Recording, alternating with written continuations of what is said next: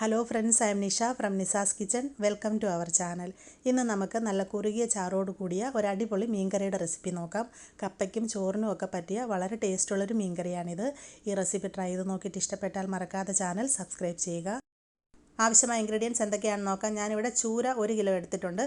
നന്നായിട്ട് വാഷ് ചെയ്ത ശേഷം ഇടത്തരം വലിപ്പത്തിൽ കട്ട് ചെയ്തെടുക്കുക. ഇഞ്ചി 1 കഷ്ണം മീഡിയം സൈസിലുള്ളത് നന്നായിട്ട് ചതച്ചെടുത്തത്, 8 അല്ലി വെളുത്തുള്ളി ചതച്ചെടുത്തത്, പച്ചമുളക് 3 എണ്ണം, കറിവേപ്പില 3 തണ്ട്, തക്കാളി 1 മീഡിയം സൈസിലുള്ളത് കട്ട് ചെയ്തെടുത്തത്, Kashmiri chilli powder 3 tablespoon, hot chilli powder 1 tablespoon, മഞ്ഞൾപ്പൊടി 1/2 ടീസ്പൂൺ, വറുത്ത് പൊടിച്ച ഉലുവ 1/4 ടീസ്പൂൺ, കുടംപുളി 3 ചുള. ഇത് നന്നായിട്ട് വാഷ് ചെയ്ത ശേഷം 1/4 ഗ്ലാസ് വെള്ളത്തിൽ സോക്ക് ചെയ്ത് വെക്കുക. കടുക് 1 ടീസ്പൂൺ, ഉപ്പ് ആവശ്യത്തിന്, വെളിച്ചെണ്ണ ആവശ്യത്തിന്. ഇനി നമുക്ക് തയ്യാറാക്കുന്ന വിധം നോക്കാം. ഞാൻ ഒരു ഫ്രൈങ് പാൻ സ്റ്റൗവിൽ വെച്ചിട്ടുണ്ട്. ഇതിലേക്ക് നമുക്കൊരു 2-3 ടേബിൾ സ്പൂൺ വെളിച്ചെണ്ണ ഒഴിച്ച് കൊടുക്കാം. കഴിയുന്നതും ഇതിലേക്ക് വെളിച്ചെണ്ണ തന്നെ ഉപയോഗിക്കുക. വെളിച്ചെണ്ണ നന്നായിട്ടൊന്ന് ചൂടായിട്ട് വരണം. ഇപ്പോൾ വെളിച്ചെണ്ണ നന്നായിട്ട് ചൂടായിട്ടുണ്ട്. ഇതിലേക്ക് നമുക്ക് ചതച്ച് വെച്ചിരിക്കുന്ന ഇഞ്ചി ചേർക്കാം. ചതച്ച് വെച്ചിരിക്കുന്ന വെളുത്തുള്ളി ചേർക്കാം. പച്ചമുളകും കറിവേപ്പിലയും കൂടെ ചേർത്ത് കൊടുക്കുക. നമ്മൾ എടുത്തു വച്ചിരിക്കുന്നതിൽ നിന്നും പകുതി കറിവേപ്പില ഇപ്പോൾ ഇതിലേക്ക് ചേർത്താൽ മതി. ഇനി ഇതെല്ലാം കൂടെ നമുക്ക് നന്നായിട്ടൊന്ന് വഴറ്റിയെടുക്കാം. ഇടവിട്ട് മിക്സ് ചെയ്ത് കൊടുത്തുകൊണ്ടിരിക്കുക.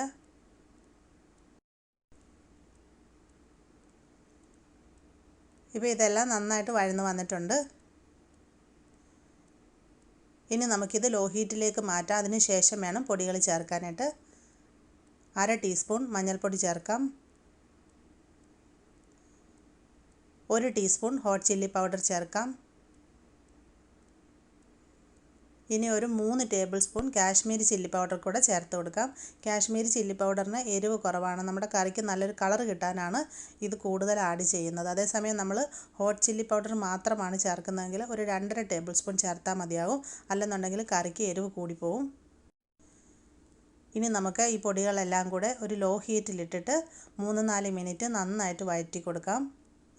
ആവശ്യമാണെന്നുണ്ടെങ്കിൽ ഒരു ടേബിൾ സ്പൂൺ വെളിച്ചെണ്ണയോട് ഒഴിച്ചു കൊടുക്കാം. പൊടി കരിഞ്ഞു പോകാൻ പാടില്ല. ഇടവിട്ട് മിക്സ് ചെയ്ത് കൊടുത്തുകൊണ്ടിരിക്കുക. നന്നായിട്ട് മൂപ്പിച്ചെടുക്കണം.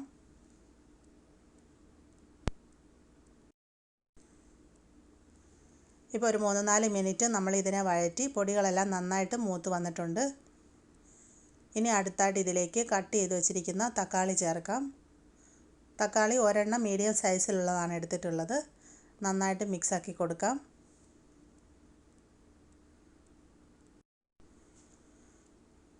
ഇത് നന്നായിട്ട് ഇളക്കി യോജിപ്പിച്ചതിന് ശേഷം നമുക്കിതിനെ മൂടി വെച്ചൊന്ന് കുക്ക് ചെയ്യണം. തക്കാളി നന്നായിട്ട് വെന്തുടഞ്ഞു വരണം. അതിനായിട്ട് നമുക്കിതിനെ മീഡിയം ഹീറ്റിൽ ഒരു 2-3 മിനിറ്റ് ഒന്ന് മൂടി വെച്ചിരിക്കാം. ഇപ്പോൾ 2-3 മിനിറ്റ് കഴിഞ്ഞിട്ടുണ്ട്. അടപ്പ് മാറ്റാം.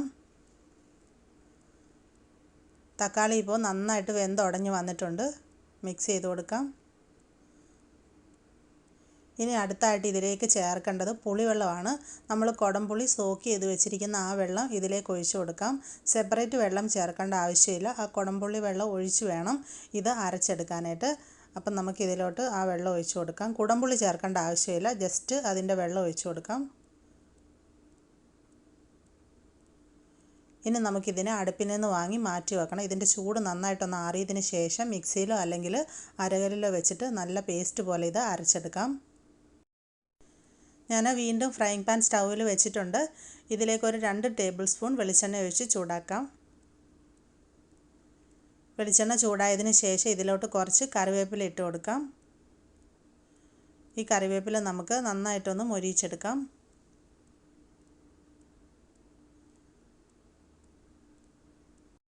ഈ കറിയിലേക്ക് നമ്മൾ സാധാരണ കടുക് താളിക്കുമ്പോൾ ചേർക്കുന്ന പോലെ ചെറിയുള്ളി, ഉണക്കമുളകും ഒന്നും ചേർക്കേണ്ട ആവശ്യമില്ല.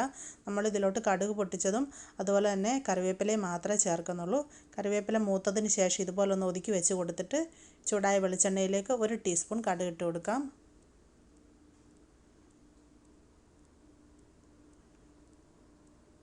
കടുക് ഇപ്പോൾ നന്നായിട്ട് പൊട്ടി വന്നിട്ടുണ്ട്. നമുക്കിനി ഫ്രൈങ് പാൻ സ്റ്റൗവിൽ നിന്ന് വാങ്ങി മാറ്റി വെക്കാം.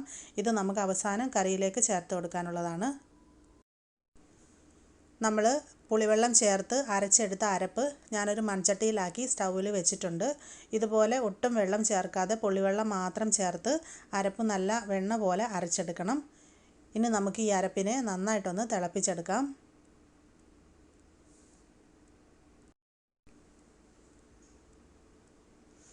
അരപ്പ് ഇപ്പോൾ നന്നായിട്ട് തിളച്ച് വന്നിട്ടുണ്ട്. ഇനി ഇതിലേക്ക് നമുക്ക് കുടംപുളി ചേർക്കാം. ഞാനൊരു 3 ചുള കുടംപുളിയാണ് എടുത്തിട്ടുള്ളത്. നല്ല പുളിയുള്ളതായതുകൊണ്ട് ഞാൻ 3 ചുള മാത്രമേ ചേർക്കുന്നുള്ളൂ. ഇനി ഇതിലോട്ട് നമുക്ക് വെള്ളം ചേർത്ത് കൊടുക്കാം. 1.5 ഗ്ലാസ് വെള്ളമാണ് ചേർക്കേണ്ടത്. ഞാനൊരു 1/2 ഗ്ലാസ് വെള്ളം മിക്സിയുടെ ജാറിലേക്ക് ഒഴിച്ചിട്ട് ആ വെള്ളമാണ് ആദ്യം ചേർക്കുന്നത്. ഇനി 1 കപ്പ് വെള്ളം കൂടെ ചേർത്ത് കൊടുക്കാം. ടോട്ടൽ നമ്മൾ 1.5 ഗ്ലാസ് വെള്ളം ഒഴിക്കുന്നുണ്ട്.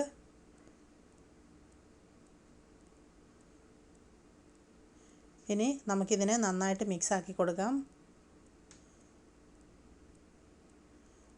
ഇതിലേക്ക് ആവശ്യത്തിന് ഉപ്പ് കൂടെ ചേർത്ത് കൊടുക്കാം.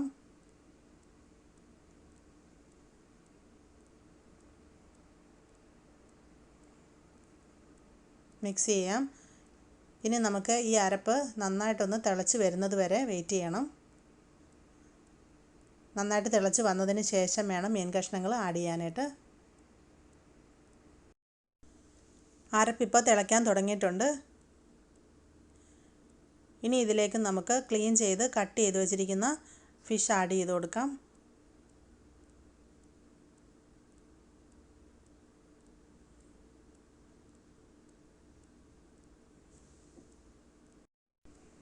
ഫിഷ് പീസസ് എല്ലാം അരപ്പിലേക്ക് നന്നായിട്ട് മുങ്ങിക്കിടക്കണം.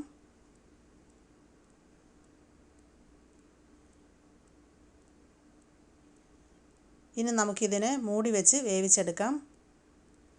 മീഡിയം ഹീറ്റിൽ നമുക്കൊരു 10-12 മിനിറ്റ് ഇതിനെ മൂടി വെച്ച് കുക്ക് ചെയ്തെടുക്കാം. ഇപ്പോൾ ഒരു 10-12 മിനിറ്റ് കഴിഞ്ഞിട്ടുണ്ട്. അടുപ്പ് മാറ്റാം. ഇതിനെ ഒന്ന് മിക്സ് ചെയ്ത് കൊടുക്കാം. മിക്സ് ചെയ്യുമ്പോൾ നമ്മൾ ഒരിക്കലും തവി ഉപയോഗിക്കരുത്. ചട്ടി കയ്യിലെടുത്തിട്ട് നന്നായിട്ടൊന്ന് റൊട്ടേറ്റ് ചെയ്തെടുത്താൽ മതിയാവും. നമ്മളെപ്പോഴും മീൻ കറി വെക്കുമ്പോഴും മിക്സ് ചെയ്യുന്ന രീതി ഇതായിരിക്കണം. ഇനി അടുത്തായിട്ട് ഇതിലേക്ക് നമുക്ക് വറുത്ത് പൊടിച്ച ഉലുവ ചേർക്കാം. ഒരു 1/4 ടീസ്പൂൺ ഉലുവപ്പൊടി ചേർക്കാം. ഉലുവപ്പൊടി അധികമായി പോയാൽ മീൻ കറിക്ക് ചിലപ്പോൾ കയ്പ്പ് വരും. അതുകൊണ്ട് വളരെ കുറച്ച് ചേർത്താൽ മതി. ഇനി ഇത് മൂടി വെക്കേണ്ട ആവശ്യമില്ല. നമുക്കിതുപോലെ തുറന്ന് വെച്ച് ലോ ഹീറ്റിൽ ഒരു 10-12 മിനിറ്റും കൂടെ കുക്ക് ചെയ്യണം. ഇത് നന്നായിട്ട് തിളച്ച് ഇതിൻ്റെ ഗ്രേവി നന്നായിട്ട് തിക്കായിട്ട് വരണം. അതുവരെ നമുക്ക് വെയിറ്റ് ചെയ്യാം. ഇപ്പോൾ ഇത് നന്നായിട്ട് തിക്കായി വന്നിട്ടുണ്ട്. നമുക്ക് വീണ്ടും ഒന്ന് മിക്സ് ചെയ്ത് കൊടുക്കാം. ഇതുപോലെ നന്നായിട്ട് ചുറ്റിക്കുക.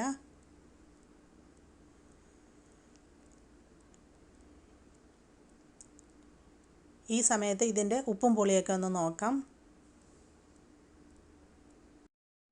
ഉപ്പ് കുറച്ച് കുറവാണ്. കുറച്ചും കൂടി ഉപ്പ് ആഡ് ചെയ്ത് കൊടുക്കാം. പുളി കുറവായിട്ട് തോന്നുവാണെങ്കിൽ 1 ചുള കുടംപുളിയും കൂടെ ചേർത്താൽ മതിയാവും. ഉപ്പ് ചേർത്ത ശേഷം മിക്സ് ചെയ്ത് കൊടുക്കാം.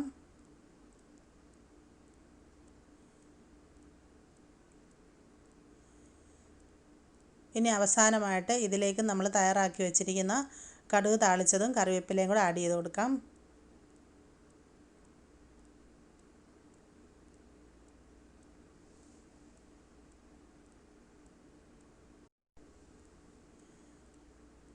ഇതിനെ ഒന്നും കൂടെ മിക്സ് ചെയ്ത് കൊടുക്കാം.